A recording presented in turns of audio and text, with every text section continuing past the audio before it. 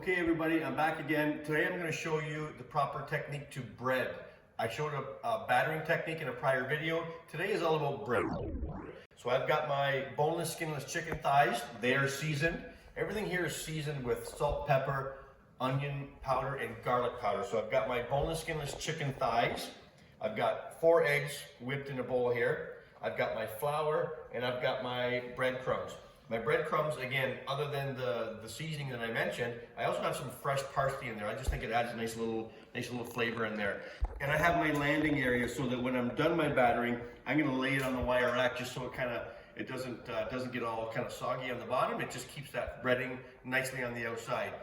I'll show you one to start, then I'll do the rest of them, and then I'll take you to the frying station next. But I'm going to start by taking one of my boneless, skinless chicken thighs. And let's put this in proper order to start with. Always flour first, then egg, then the breadcrumbs. So I've got my flour. I just dropped my chicken breast in there. I'm going to try to stick with one hand here just to kind of keep it so that I don't get one hand all kind of messed up and the other one stays relatively clean. So once you get it through the flour, I want to shake the excess off. Then I want to lay it into my egg mixture, okay? And just kind of flip it over into my egg mixture. And from my egg mixture, I'm going to be going into my breading. So once it's in the breading, just kind of give it a little shake. You can take your dry hand and just kind of flick some on top, flipping it over. Sometimes I just kind of give it a gentle little press just to kind of make sure that we've got everything kind of adhered to the chicken thigh.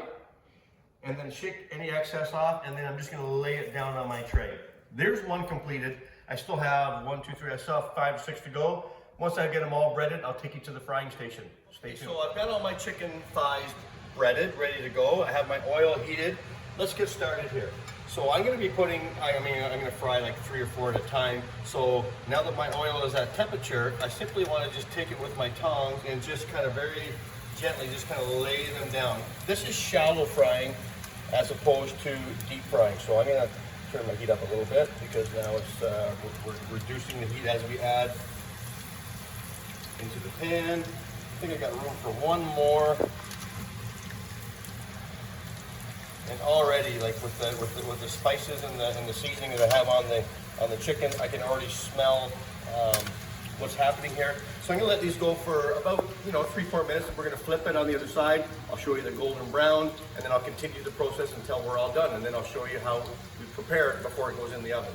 Stick around. About 2-3 minutes. We're on a fairly low heat. I'm just gonna flip these over now. Look at the golden brown that we have on the other side here. I'm just gonna flip the remaining couple here. And these are going to get finished in the oven, don't forget, so that will essentially ensure for sure that there is no rawness to these chickens. So we're going to continue on, again, browning the other side, and I'll repeat the process until I'm done all my chicken breasts, or my thighs, and then I'll prepare them for the oven. Stick tuned. Okay, so now I've got both sides nice and golden brown. I'm going to take it to my landing dish here, or my landing tray. I've got some paper towel on there just to absorb the excess oil that's kind of coming off these chicken thighs. So now that they're all into my landing tray, I'm going to continue the process until I'm through all the rest of these thighs. And then again, I'll show you the process before they go into the oven to finally melt that cheese.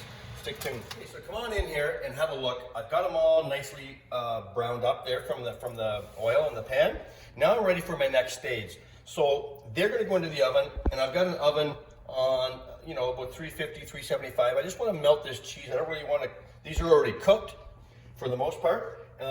We're just kind of bringing it together at this stage. So I have some marinara sauce that I made, right? So again, it's just passata. I have an onion in there, some garlic, some fresh basil that I put in there, a little bit of salt and pepper. So now I've got my marinara sauce ready to go. I'm going to just take a little ladle of marinara and put it on each one of my chicken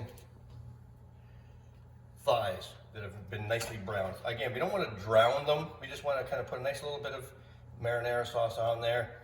There's chunks of garlic, there's chunks of onion, there's some basil. I mean, it's just, this is like something that your Italian nonna would have made for you on a Saturday or a Sunday just to kind of fill your bellies with such goodness from old school cooking. This is very nice cooking for a Saturday or a Sunday.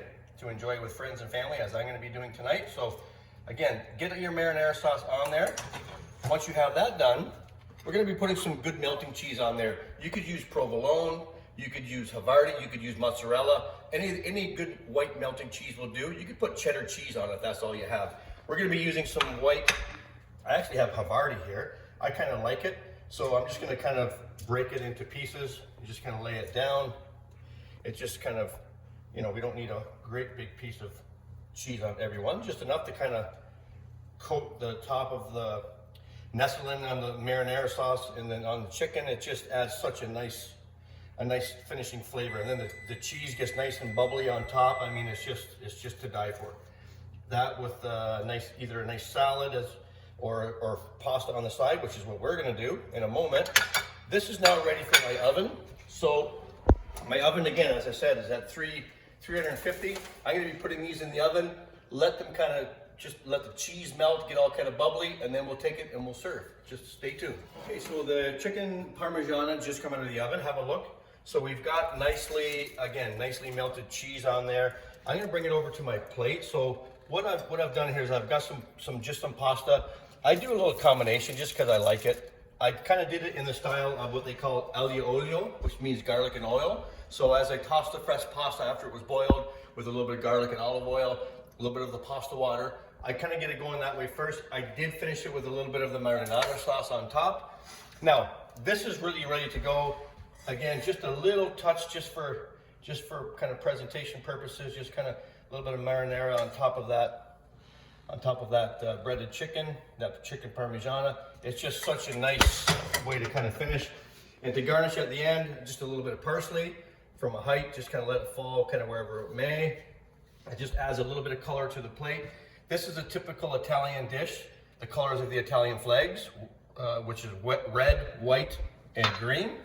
Any Saturday night that you would have a meal like that, you would be more than happy to serve that to friends, family, guests, anybody.